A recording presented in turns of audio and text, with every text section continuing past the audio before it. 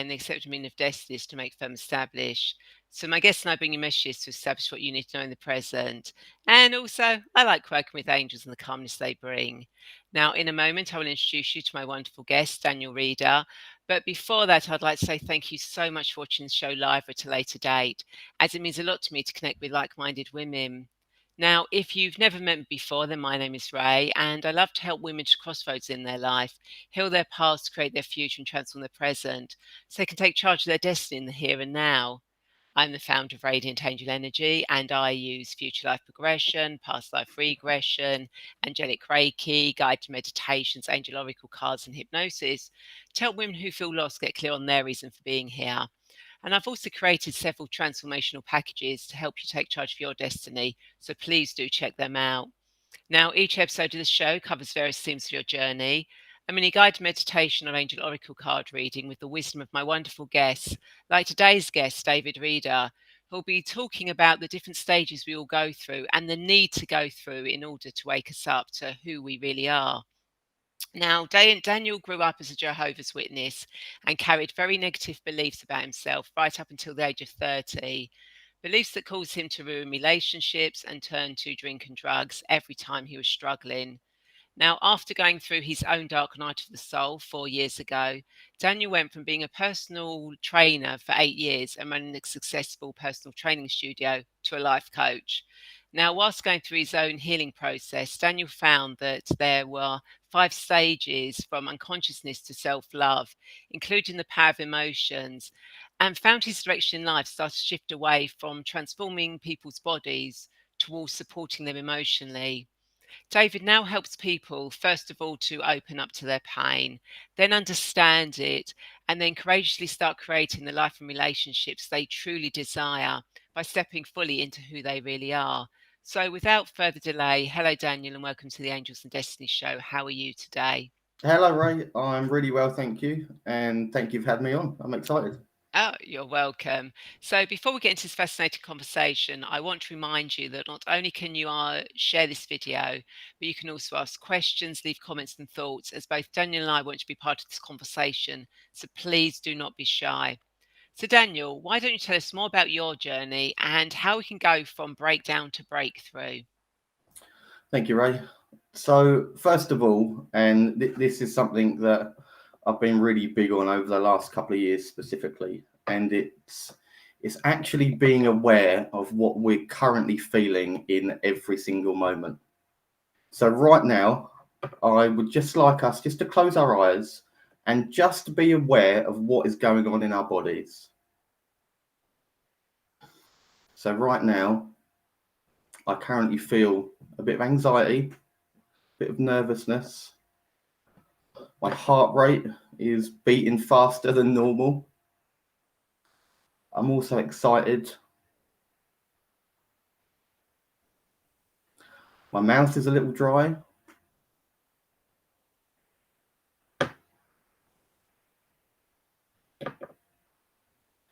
And open your eyes.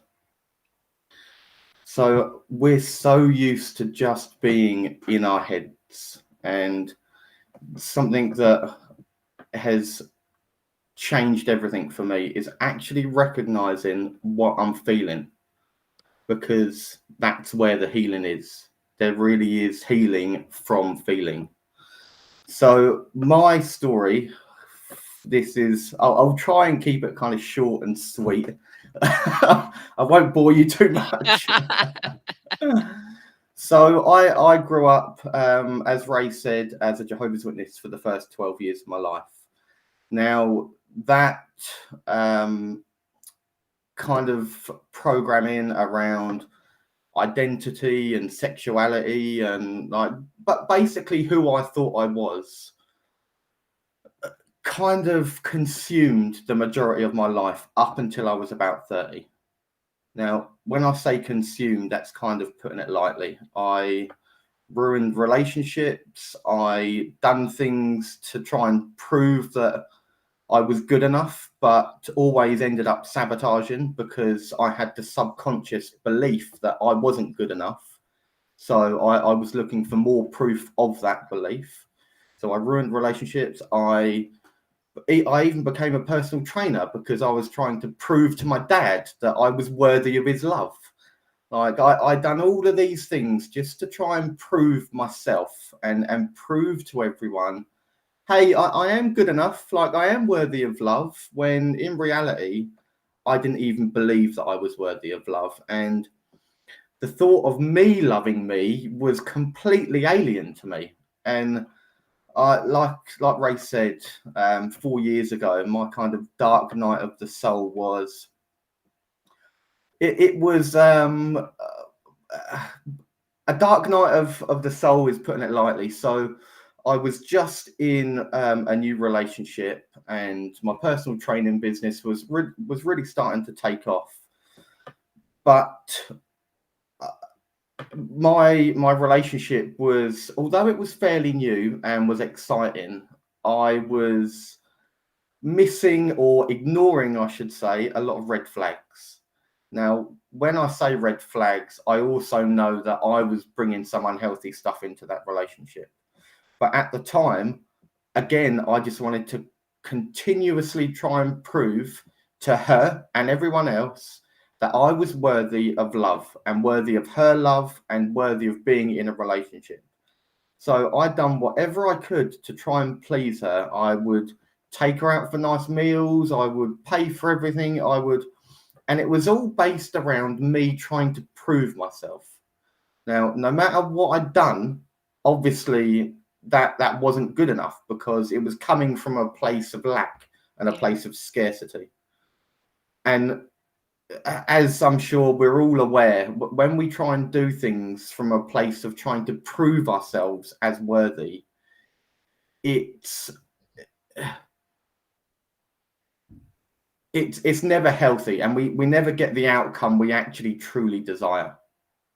So my dark night of the soul, going through that relationship and that relationship breaking down, that was the moment where I finally could kind of stand up and look in the mirror and reflect on like my part in that relationship and why was I again going through another breakup. And once I started to shift my focus from another breakdown, or she was this and she was that, and once I could let go of all of that and start to look at myself and look in the mirror, and not from a place of you're not good enough, like you're such a loser, not from a place of like harshly judging myself, but from a place of like compassion and understanding and just reflecting. So I could really look at why has my life come to this point, and what I became more aware of was how my childhood had shaped all of it. Yeah. And so often that's the case. So often that is. And I think when we think about kind of childhood trauma, we almost kind of have like a hierarchy of trauma. Like their trauma is so much worse than mine. Like what I went through is, it's nothing really. I should just get over it. I shouldn't be feeling this way.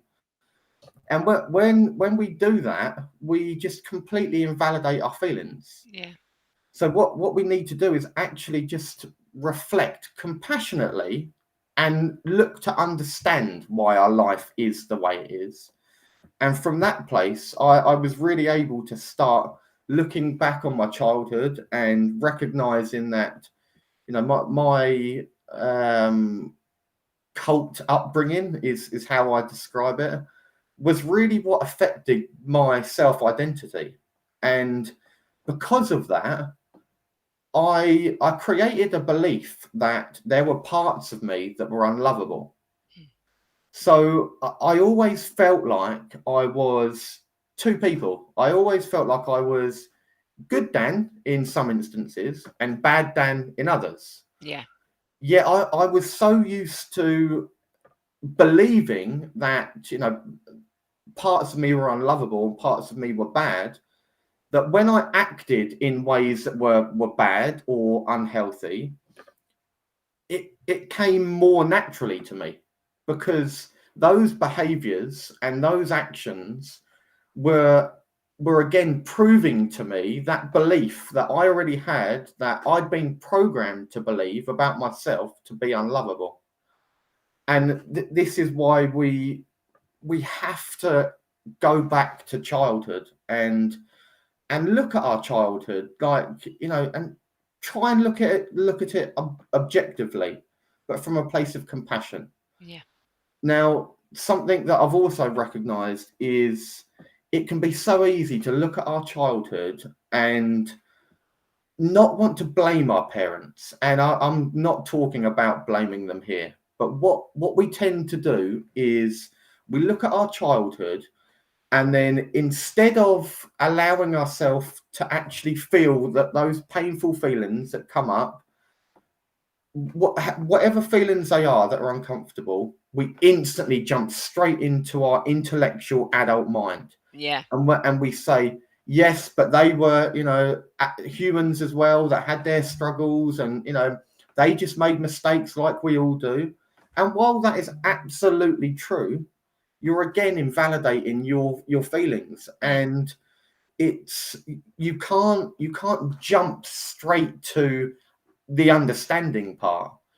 You have to allow yourself to actually feel first, and really feel it. Like, not you know, just be aware of, oh, that was a little bit painful, and then pick up your phone and scroll social media, or Yeah. like, oh, that was a bit painful, and then go to the cupboard and grab some food to distract yourself, or whatever it is. And I think as a society, we're so intent on like distracting ourselves. Yeah. And I think underneath that kind of need for distraction is a belief that we actually can't heal and we can't thrive. I think we've bought into society's narrative of like, it's life is just about managing and coping and surviving rather than thriving. Yeah. And this is really what I'm sharing as my message. You know, we absolutely can thrive in life, like 110%. First of all, we have to honor our desires and really allow ourselves to desire something more than what we currently have, and not shame ourselves for wanting more, and really allow ourselves to feel into that desire, whatever that desire may be. Whether it's, you know, a £30,000 car, or whether it's growing a business, or whatever that is, there's a reason why you specifically have that desire, and it's honoring our desires. And this really is my message, going from, you know, that place of not really being sure what's actually going on. Like, you know that you want more in life, but for whatever reason, you don't feel like you can ever actually get more. It might be from a relationship, like, you know, you want to be like truly loved and desired by your partner and have amazing communication, but you don't believe that that's possible for you. So you stay in a mediocre relationship, or even sometimes we stay in unhappy relationships. It could be, you know, you want to be financially secure, or, you know, really like financially abundant. Yeah. But for whatever reason, you know, that just isn't happening for you. And it's because you have a belief that you're either unworthy of that being your reality, or you don't believe that that's even possible for you.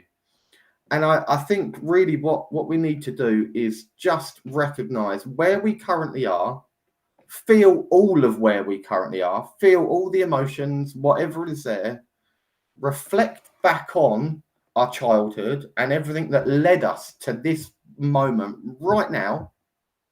And then from that place, then we can do what I call is practicing self-love. And practicing self-love really is a daily practice. In Okay. every given moment of every given day, you can choose to love yourself or not.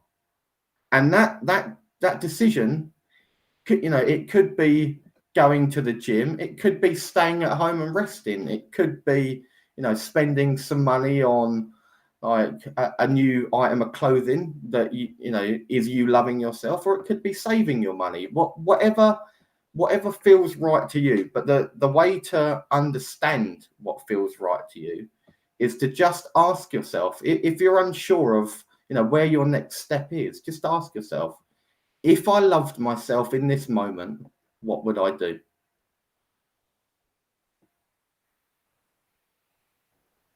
Yeah.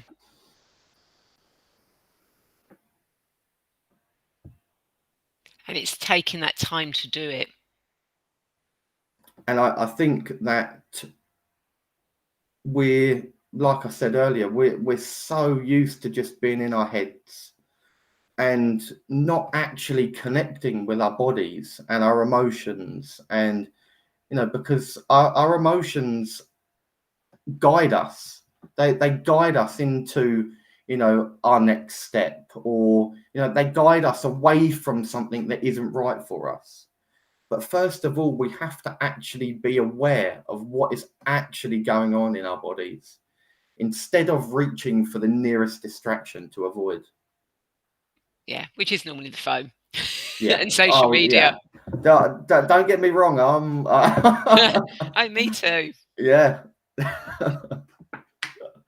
And that, yeah, so social media does have a lot to answer for. So when you sort of like had uh you know, sort of like that down night of the soul, and you're kind of like, okay, I need to do something here. How did you get to that realization that, okay, this is what I need to do? Was it something you read, something you heard? Did it just come to you? How did you get that realization? Okay, great question. So my dark night of the soul, when my personal training studio was really kind of starting to take off, and the relationship broke down, I got myself into a place where I was trying to avoid those uncomfortable feelings and those uncomfortable emotions. And I was using drink, I was using drugs, I was using sex, and anything and everything I possibly could to avoid those uncomfortable feelings. Yeah. Now, by doing that, I was spending so much money that I could no longer afford the rent on my house. It got to that stage. Wow. And I was left with what I saw as two choices. I could either move out of my house and continue to try and build my business from this place and move into my personal training studio, which actually at the time was unlivable. Like, it was Yeah. cold, there was no carpet down, I didn't have a shower, I had no cooking facilities. So I had that choice. I could either move out of my house and move into my personal training studio, or I could give up on my dream, which at the time was being a personal trainer and supporting people through their bodies and their health. I could either give up on that dream, find a job, and continue to live in my house. Yeah. Now, for me, that was an absolute no-brainer.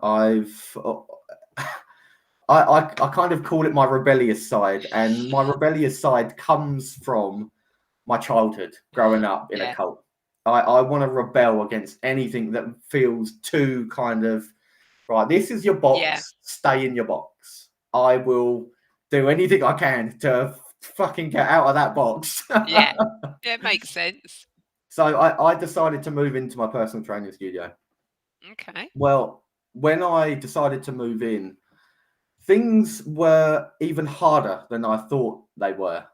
And I continued to spiral down further and further and further. And there was one night, I say one night, it was about 4 o'clock in the morning. I'd been out, I'd been drinking, I was like sleeping on this like little black leather sofa in my studio. There was no carpet down, it was freezing cold. I'd been on coke and drink all night. And I can remember laying there, and I I was just reflecting on everything, and I was just laying there looking up at the ceiling, and I had this like little. It was like a really skinny, but like a full length mirror, and it was from a wardrobe that had been dumped. But I took the mirror off You're off. because I had no money, so I needed a way to be able to like get myself ready. So I was like, yeah, that'll do. So I had this little mirror, and I felt compelled to just get off the sofa that I was laying on and just stand in front of the mirror. So that's exactly what I did. I got off the sofa, stood in front of the mirror, and just looked for the first time ever. Just looked directly into my eyes, and I started crying. Instantly, this rush of emotion hit me, and I finally saw myself. Yeah. I had never ever seen myself until that moment. And that's when all the walls came down and Yeah. I just burst out into tears. And even now, I still feel that emotion. I can still feel it inside me, that emotion, because as painful as that was the moment that my life changed. And from there, I recognized that I had no money. I barely had a business. I barely had a roof over my head. I was struggling to feed myself. Like I couldn't even, have a decent shower. I had like no girlfriend. Obviously, my relationship had just broke down. I literally felt like I had nothing. Like I was stripped bare. And I was just looking in the mirror at me in all of my glory with nothing else. And I needed to go through that and have everything taken away from me. Obviously, I was the one taking it away from me in the Yeah. first place, but I needed to have everything taken away from me so I could really reflect on like everything that I'd built up around me and how kind of unstable it always was. And from that place, I knew that I had to start loving myself and I had to build a strong foundation so I can actually build on top of that. And that foundation is self-love. Like I think so often we're trying to build foundations from a place of like unworthiness. And when we're trying to build things from like a place of unworthiness, everything always collapses, Yeah. always. A relationship might break down. We might come through like a really difficult financial situation, and if if your worth isn't in money, or your worth isn't in having like the perfect body, or your worth isn't in a relationship, when you lose those things, your life doesn't come crashing down as well, because you're separate. Yeah. They aren't you. They're part of you, and that's exactly what it enabled me to do: separate myself from the things in my life. Yeah. And that's why, like now, my whole life is about practicing self-love, and understanding at times I will still do things that aren't me loving myself, Yeah. but I get to love that version of me as well. And it's learning not to judge myself. And when I do judge myself, love the judge as well. Yeah. But we have opportunities to love endlessly. That we can love. I can love my phone. I can love the fact that my hair's falling down my face when I don't want it to. I can love it all, and really that is my work now, and that's my message. And I feel so passionate about sharing this with the world. So I'm super grateful for you inviting me on and just being able to talk about this. It's amazing because a lot of people do go through that, and even with the work I do, there's so many people I know that when I say, "Do you look at yourself in the mirror?" and they go, "Yeah, I look at myself." No, do you actually look at yourself in the mirror? Do you actually look at your eye? No, I would, and it's kind of like because people are afraid to do that. Mm, They really are, and it is kind of like one of the first steps is really look at yourself, yeah, look into your eyes. yeah. They say your eyes are the seat of your soul. Oh yeah, yeah, yeah. It's so funny because we're used to looking in the mirror and criticizing ourselves. Yes. But what happens if we look in the mirror and say something positive about ourselves? Like the first time that I looked in the mirror and directly into my eyes and said, "I love you, Dan," I started crying because I never saw myself and actually said to myself, "I love you," Yeah. and meant it. Never. I was used to going, "Oh, your hair looks shit today," or like, "Oh, you know, you need to put some moisturizer on," or "Oh, I don't like your top," or whatever it is. I was so used to that. It was like familiar. It was normal. But when I kind of disrupted that story and allowed myself to say something positive, that was a whole new level of uncomfortability. Yeah, I was going to say because that's the thing. It sounds really great. Okay, now I self my love myself, but that can be, and if you've not used to it, Mm, that is an uncomfortable feeling. yeah, yeah. And it's what I recognised was when I was looking in the mirror and directly into my eyes, I could see parts of myself that I'd never seen before. Like you say, directly into my soul. I was really seeing me like that. That perfect, just bundle of love. That innocent child that just wants to be loved and wants to share his love. And that's hard. That Yeah, that's hard to that's hard to look at, and that's hard to really see and hold that, and hold myself in that kind of that loving space. It's hard, but we get to do it, yeah, and it's an amazing opportunity that we all have. yeah. And I suppose with the work you're doing now, you actually get to help people do that. Yeah, exactly. I So one of the main reasons why I kind of opened my personal training studio was because my mum has, I mean, she hasn't particularly struggled from my opinion. She hasn't particularly struggled with her weight, but she would say that she has. Yeah, It's funny how we all see ourselves, isn't it? yeah, but exactly. yeah, but she was so self-conscious about going to the gym because she said that she didn't want to go to the gym and be sweating and people to see her, as she would say it, her big red face. Yeah, So I opened the personal training studio specifically for people that felt too self-conscious to go to the gym.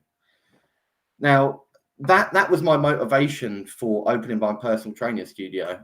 Now, the motivation which I've become aware of, even over the last kind of few short months, my motivation has always been my mum. And this is why I feel so deeply connected to women. I feel so much more relaxed and so much more comfortable, and I have this huge desire to help women because, selfishly, from my perspective, I'm kind of helping my mum. yeah, And this is really, this is what it's all about. Like, in everything we do, we're either healing those relationships with our parents, or further disconnecting us yeah, from our parents. And there's so many layers to this. Like it can go back and back and back. But yeah, I've kind of, and this is funny, you'll understand this completely, but I always seem to get the messages that I need when I'm doing some, like, not when I'm doing, when I'm being. So for yes, instance, when I'm in the shower and I'm not in that productive, like, work mode, typing away, or thinking. When I'm in the shower and I'm just washing my hair, for instance, I always get some form of message. Now, this message that I got, and I'll be honest, I only got this message about 3 or 4 weeks ago, but it was around the journey that we all go through, like, and it was 5 stages. So it was the stage that I've spoke about, where you know you know that you want more from life, but you're using things to distract yourself. That's stage one, where you're mhm, kind of living, but you're kind of unconscious to what's really going on. Stage two is that breakdown moment where your kind of distractions and your coping mechanisms are no longer working for you. Like you've kind of reached that breaking point yeah, where it's like, now what do I do?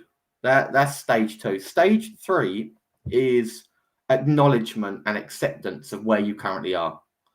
That was my moment when I was looking in the mirror, and I was really acknowledging and accepting, like, I am where I am.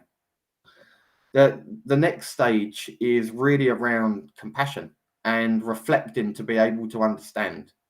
And once you can reflect and understand and, hold yourself in that compassionate, loving, non-judgmental space, that's when you can really start to move towards practicing self-love. And that's stage 5. And stage 5 is just a practice. Yeah. It's a practice of self-love. Beautiful. Yeah. So many stages that are really simple, but they're not simple. When you're living them, they're painful. Yeah, but as you said, it's kind of like accepting that pain, working through it, going Yeah, with it, rather than just trying to dismiss it to one yeah, side, and then seeing what comes out. Because after any kind of pain, there is always, the pain does go. yeah, You don't have to think if you hit yourself or yeah, something, you've got an instant pain, but eventually the pain will go. yeah. And I love that because it's actually sitting with the pain and understanding that the pain is on our side. The pain is there trying to guide you back towards yourself. The pain isn't there because it needs to be pushed away, and like it's serving you. The pain is serving you if you allow it to. And allowing it to means sitting with it and Yeah, feeling it, and really feeling it, and letting it consume your whole body, and know that you're loved, and know that you're safe, and you've always got support. Even at the times when you don't feel like you have, there is always support, whether it be angels, God, friends, family, counselors. There's always support, and that really will allow you to sit with that pain, because it won't feel like your life's over, because you'll know in the back of your mind that I know that I always have someone there for me, and this moment really is for me. yeah. Because I think people do kind of like think, if kind of like I have this pain, that's pain, then I'm by myself. I've got, this will consume me, this will destroy me, this will sort of Yeah. like take me out. I am by myself. There is no one else. And a message that our ego absolutely loves is, no one will understand me. We love that. We will hold on to that one, and it's just not true. We're more similar than we are different. Yeah, yeah. That's a big thing that people really Mm, do need to work on. mm. So, how did you come about? Because you've written a book, haven't you, I about have. it? Mm. How did So that I come actually about? started this book probably about 3 years ago. So it was like very kind of soon after that kind of realization in the mirror moment. I started writing. Writing for me has kind of always been like my therapy. Um, in the past, I've kind of used it as a way to overshare and kind of gain validation. But it's always been that thing for me that just allows me to kind of connect to myself, and kind of like, so journaling's huge for me. It enables me to kind of figure things out and get messages that I kind of need. Yeah, And my book really was all about my journey from childhood right the way through to that moment looking in the mirror, and beyond. And it's really all about how, first of all, we need to discover who we are, yeah, and really who we are. I don't mean I'm Dan, you're Ray. Like who we really are, and who we really are is love. yeah, And this is really what my book is about. And my fiance actually come up with a really good trilogy idea. So I'm gonna be working on a second book as well. So Oh, the first excellent. book's Discover Your Power. The second book, courtesy of my fiance, is Own Your Power. And that's what I'm going to start working on next. The third book is going to be about actually, like, you know, sharing your gifts and Yeah, sharing yeah, your yeah. power with the world.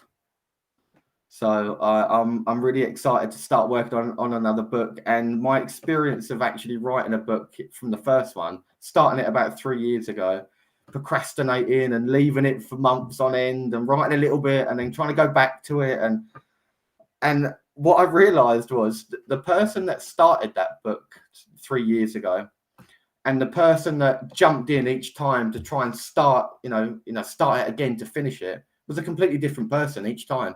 And Gotcha. the book would have read like 3 or 4 people were writing it. So I know that the process of writing now means that I need to actually start it and finish it within a short time frame, which is kind of overwhelming. But I get to love that overwhelm as well. Exactly. And, and the fact you mentioned, you've got a fiance. So, so you've gone from your Mm, business practically dying on you, no relationship, yeah, to, a business that's doing well and a fiance. I know. And, and, it was that looking in the mirror, technically, that, Woke me up. yeah, and sparked off. So did you feel that changed your energy, which allowed you to then bring that stuff in? Absolutely, and that's the perfect way of putting it.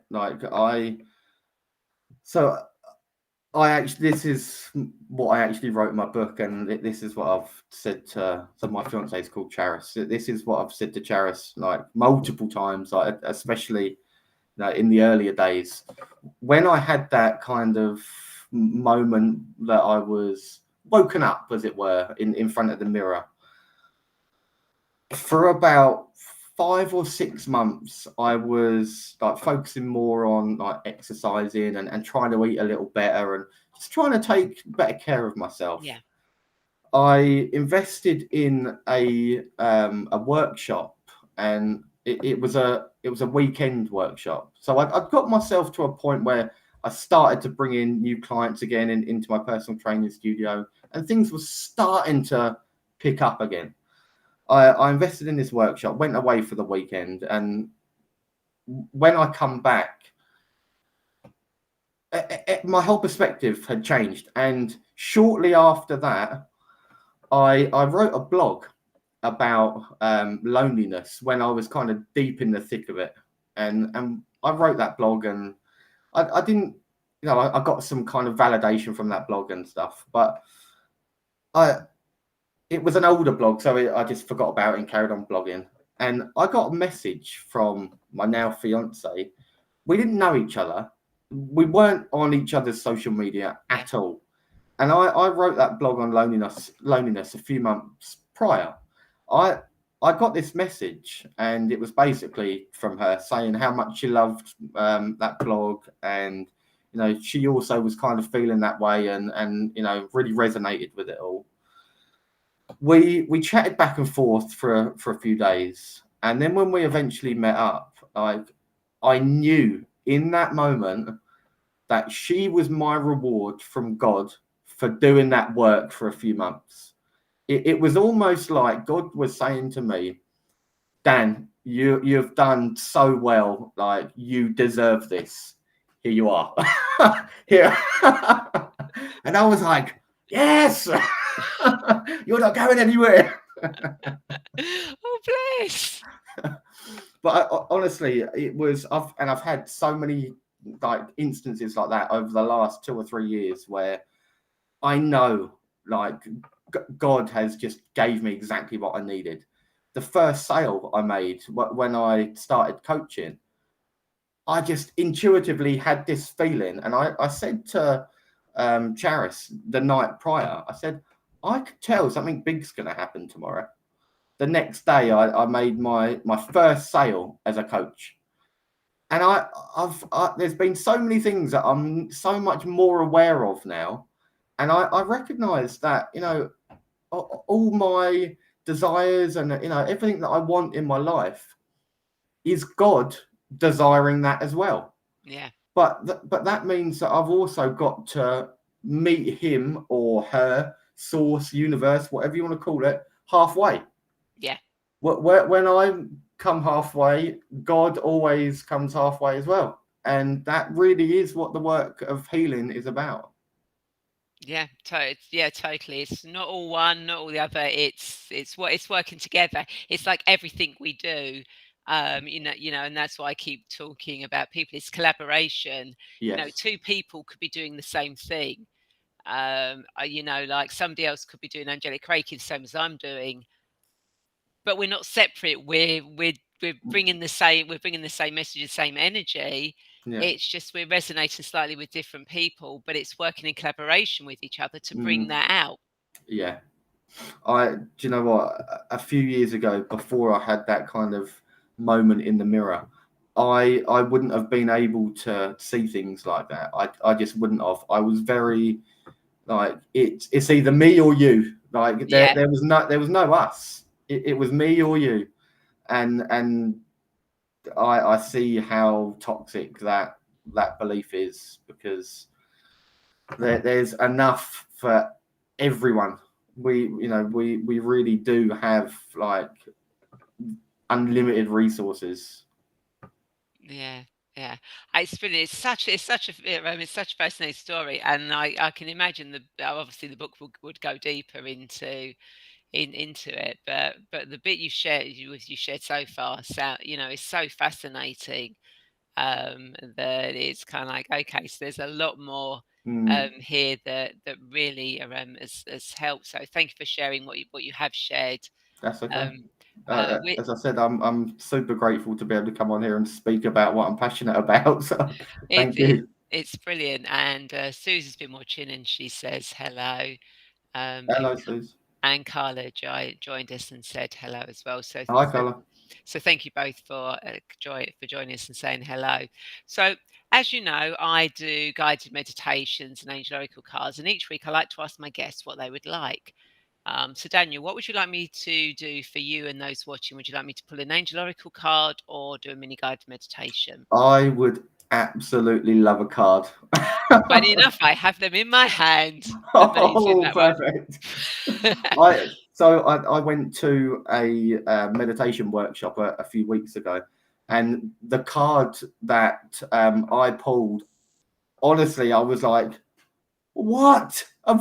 Like it was a message that was like just slapped around my face that I've had a few times. Stop playing small, and that was it, pretty much what that card says. And I was like, "Fuck."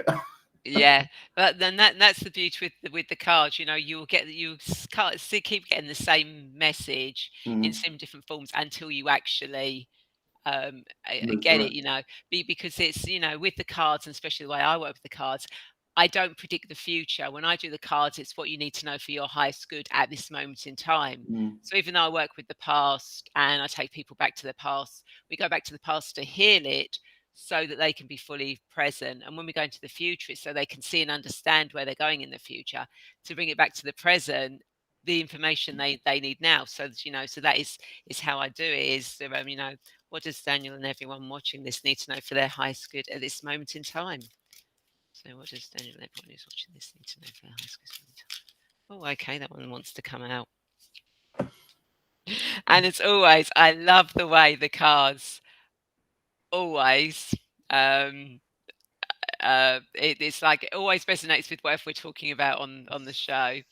And Carla said, I thought for sure he was going to say meditation. Sorry, I Sorry, hope I haven't disappointed.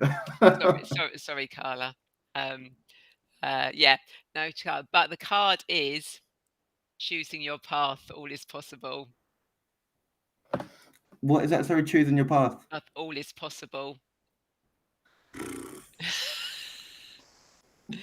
you know, there's not a lot more I can say about it. It turns in in exactly what we've been talking about, what you're Mm, talking about, confirmation about what what you're doing, how you're going, how you actually chose that, you chose to go on that path of actually going, actually, I'm now going to take this step, which is leading you on to many more brilliant paths. And again, it's to all those watching, again, all is possible, whatever path is laid out, go with the one that resonates with you, Mm, as Daniel said, at the beginning, just close your eyes, connect with your body, and basically say, okay, my self-love, where does my love need to go? mm. And then that's the path that you go down. So it's brilliant that card came out, and Gillian Henry, who's watching, says, I'm delighted he said card. And Sue says, Daniel, your story is so fascinating. Thank you, Sis. It is a fascinating story, and I'm probably going to have to go and get the book because I want to find out more about this this journey that you've gone on, more of the information. So, Daniel, do you have any insights or thoughts to leave our viewers? Um, I think really my message is just about allowing yourself to feel what is there. I know it can be painful. I know it's uncomfortable. I understand that. But I promise you, if you allow yourself to feel, you will just feel so much more connected to yourself. You will feel guided towards your next step, and you will no longer feel like that kind of something's missing because you've connected to yourself again. And really, one of my favorite quotes is, there is healing in the feeling. And I would just hold on to that quote because it's changed my life. Yeah, that's a beautiful quote, actually. Mm, Yeah, I like that. The healing is in the feeling. mm, Which is brilliant. And Sue says, Ray, that card was so helpful. I'm glad yeah. that was Oh, helpful too. it was absolutely helpful for me. And Gillian says, thank you both. Thank you, Gillian, for Thank you, commenting Julian. and letting us know. So I hope everyone, you've enjoyed this conversation, and as you've said on there, you found it insightful, as I know I have. So Daniel, if people want to connect with you, how do they do that? So I'm most active on Facebook, obviously at my name, Daniel Reader. And Instagram is Dan Reader Self Love Coach. Okay. And what I will do is I will put those links in the comments so people can just go and click on them. And what I'll also do is I'll put the link to your book on there as well. So if people want to check that out, Perfect. they can do. Thank you. So, everyone, I hope you've enjoyed this show. And of course, if you have reached crossroads in your life and you need some help finding the meaning of your life and getting clear on your path, then I would love to be that guide for you. So please feel free to reach out and connect with me, and we can arrange a free 20 to 30-minute video call to find out more about each other and whether I actually think I can help you take charge of your destiny. And of course, please feel free to join my weekly newsletter, receive a free future life progression recording where I take you into a future lifetime to get guidance and clarity that you can use in your current life, as well as a few other little free gifts there as well. So everyone, thank you so much for watching, and I'd like to invite you to share this video, as I'm sure there are more women and men as well who feel lost and want to get clear on their destiny just like you. And of course, if you are watching this on YouTube, then please feel free to subscribe, hit that bell button to be notified when the show goes live, and please do comment and like, because when you comment and like, I go further up on the YouTube channel, Mm. which is always nice. And of course, I do post some guided meditations on the channel as well that will help you. And I look forward to you all joining me again, same time, same place next week. Carla says, thank you, Carla, so much for watching. And thank you, Daniel, for coming on and sharing your story. It's been absolutely amazing. My pleasure. Thank you for having me. All right, take care, everyone. Bye. Thank you, everyone. Bye.